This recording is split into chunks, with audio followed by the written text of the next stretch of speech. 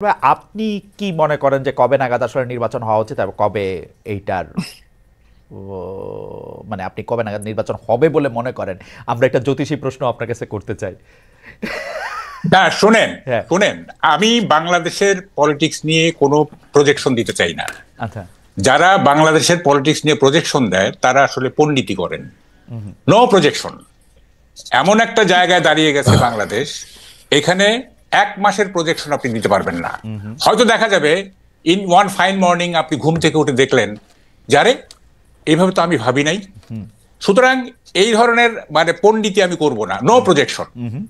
আচ্ছা, আপনি যেটা বললেন যে সেকেন্ড ইনিংস শুরু হয়েছে, দেখেন আমি ফার্স্ট ইনিংসটা যদি একটু ব্যাখ্যা করি তাইলে বিএনপি কোন পার্সপেক্টিভে দাঁড়িয়ে পলিটিক্স করতেছে এইটা আপনার কাছে ক্লিয়ার হবে। সেটা আমি একটু বলি।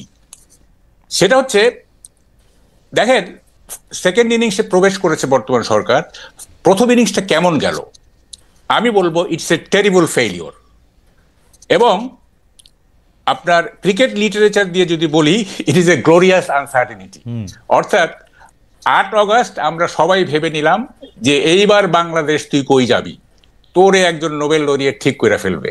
8 তারিখে আমরা এটা ভাবলাম, কিন্তু এখন আমরা দেখছি যে ইট ওয়াজ এ গ্লোরিয়াস আনসার্টেনিটি। এবং আপনার দুই ক্ষেত্রেই গভর্নমেন্ট ফেল করছে, ব্যাটিংও ফেল করছে, বোলিংও ফেল করছে। অর্থাৎ বাংলাদেশের সুপার স্ট্রাকচারে ফেল করছে, স্ট্রাকচার অর্থাৎ অর্থনীতিতে ফেল করছে। আমি একটু ব্যাখ্যা করি সুপার স্ট্রাকচারে কিভাবে ফেল করলো। দেখেন, বাংলাদেশের যে মৌলিক চরিত্র, আমাদের রাষ্ট্রের যে মৌলিক চরিত্র, সেই মৌলিক চরিত্র অনেকটাই নষ্ট হয়ে গেছে এবং ফান্ডামেন্টাল রাইট অলমোস্ট নেই বললেই চলে। হ্যাঁ, ফান্ডামেন্টাল রাইট আছে, সেটা হচ্ছে ধর্মচর্চার ক্ষেত্রে এইটা একেবারে সর্বোচ্চ রাইট। তবে সব ধর্ম না, ইসলাম ধর্ম সেটাও না, মানে আমার পছন্দের ইসলাম হতে হবে। আপনি যে ওয়াজ মাহফিলগুলি শুনেন, এক একটা ওয়াজের এক একটা কন্ট্রাডিক্টরি আছে। সুতরাং আমার পছন্দের ইসলাম চর্চার ক্ষেত্রে সর্বোচ্চ মানবাধিকার প্রতিষ্ঠিত হয়েছে, বাকি সবগুলোতেই মানবাধিকার 90% লস্ট।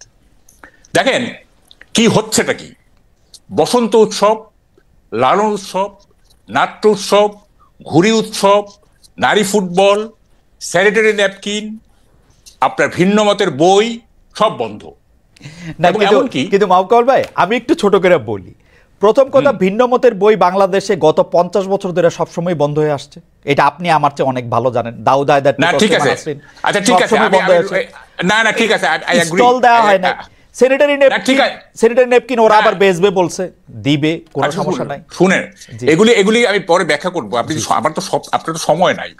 এমনকি দেখেন উৎসব পালনের জন্য যে ফুল, সেই ফুল আমি আজকে একটা স্ট্যাটাস দিছি, ফুল তুমি আর ফুটবে না।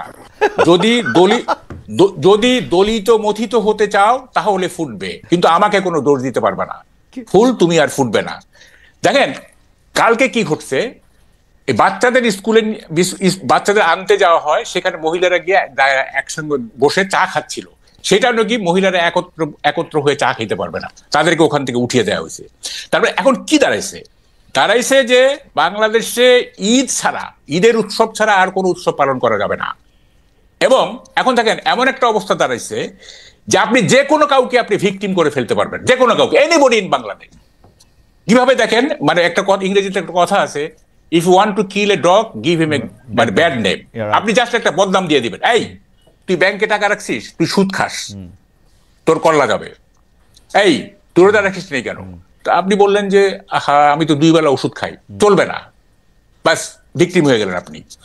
এরকম একটা অবস্থা দাঁড়ায় গেছে বাংলাদেশে।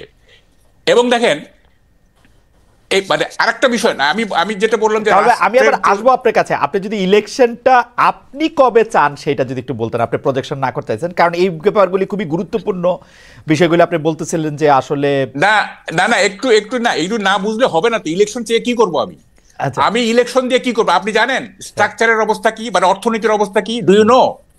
আপনি তাইলে আপনি কেন শুনেন, আমাদের চোখের সামনে নির্বাচনের উঁচু দেয়াল, তাই আমরা পুরো বাংলাদেশটাকে দেখতে পাচ্ছি না। You are concentrating on the wrong point.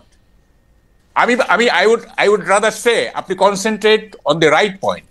হ্যাঁ, কোথায় মূল সমস্যাগুলি কোথায়? আপনি ইলেকশন দিয়ে কি করবেন? এই যে সংস্কার করতেছেন, এত কিছু করতেছেন, পলিটিক্যাল অ্যাডজাস্টমেন্ট না থাকলে, বিএনপির সাথে অ্যাডজাস্টমেন্ট না থাকলে, পলিটিক্স অফ অ্যাকোমোডেশন না থাকলে এগুলো কোনো মূল্য থাকবে?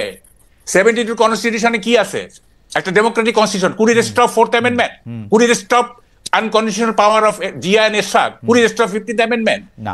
একটা জেনারেল মনে করলো যে আমি টেক ওভার করবো, কনস্টিটিউশন সেটা আটকাইতে পারবে? না, পারবে সে তো না। ভাববেই না যে সে তো ভাববেই না যে পারবে না। কনস্টিটিউশনে কি লেখা আছে সেটা ভাববে না। ভাববে তা আপনি কেন কনস্টিটিউশন নিয়ে এত কিছু চিন্তা করতেছেন, এত শ্রম দিচ্ছেন? আপনি পলিটিক্স অফ অ্যাকোমোডেশন করেন, আপনি পলিটিক্স অফ অ্যাডজাস্টমেন্ট করেন। তাইলে মাহবুব ভাই, আমি মাহবুব ভাই আপনার সাথে কিন্তু আমি কিছুটা একমত যে আমরা আসলে যে ইলেকশন চাইতেছি, ইলেকশন চাইয়া যে আরেকটা দল ক্ষমতায় আসবে বা কয়েকটা দল ক্ষমতায় আসবে, এতে আমাদের কি পরিবর্তন হবে। কিন্তু আমি প্রশ্নটা করে রাখতে চাই মাহবুব ভাই, আপনি যেই ব্যাপারগুলির দিকে আপনি দৃষ্টি আনলেন, যে আপনি বললেন যে আমার ব্র্যান্ড বা আমার আর্ট অফ ইসলাম আমি পালন করতেছি, সেই অধিকার প্রতিষ্ঠিত হয়েছে।